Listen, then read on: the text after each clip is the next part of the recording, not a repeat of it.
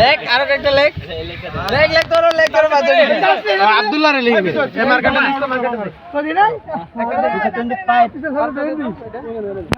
আমি একটু আপনাদের পরিচয়টা জানতে চাচ্ছি। আমরা গাজীপুর রেসিডেন্সিয়াল মডেল স্কুল থেকে এসেছি। তো আমরা র্যাক ডে তো করছি, এখন আবার এখানে আসছি বন্ধুদের উপলক্ষে।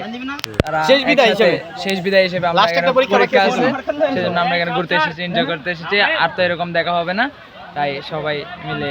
আজকের অনুভূতিটা আপনার কেমন মনে হচ্ছে?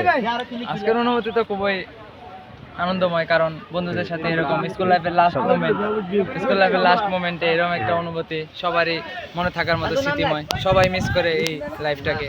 আমরাও আজকের লাইফটাও খুব এনজয় করছি। পরবর্তী দিনের জন্য আমার বন্ধুদের জন্য ধন্যবাদ আপনাকে।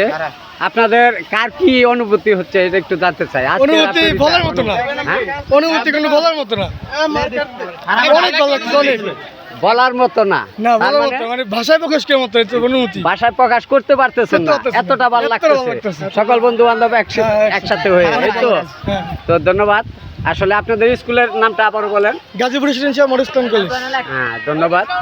তো ওনারা আসছে গাজীপুর মডেল। হ্যাঁ, তো ওনারা আসলে ওখান থেকে আসছে এখানে আমাদের শিশু মেলাতে এখানে ওনারা সুইমিং করবে। আর এখানেই ওনাদের মূল অনুষ্ঠানটা, র্যাক ডের অনুষ্ঠানটা, যে এখানে মূলত ওনারা যে বন্ধু বান্ধব একত্রিত হয়ে এখানে যে উদযাপিত করতেছে। সবাই লেখালেখির মধ্যে আছে বিভিন্ন ভাষায়।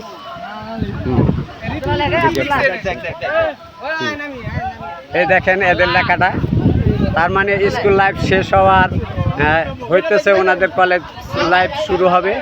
যে কারণে ওনাদের আজকের অনুভূতিটা ওনারা ভাষায় প্রকাশ করতে পারতেছে না। তো সকল ছাত্রছাত্রী আঙ্কেলদের ধন্যবাদ ও শুভেচ্ছা শিশু মেলার পক্ষ থেকে। ধন্যবাদ।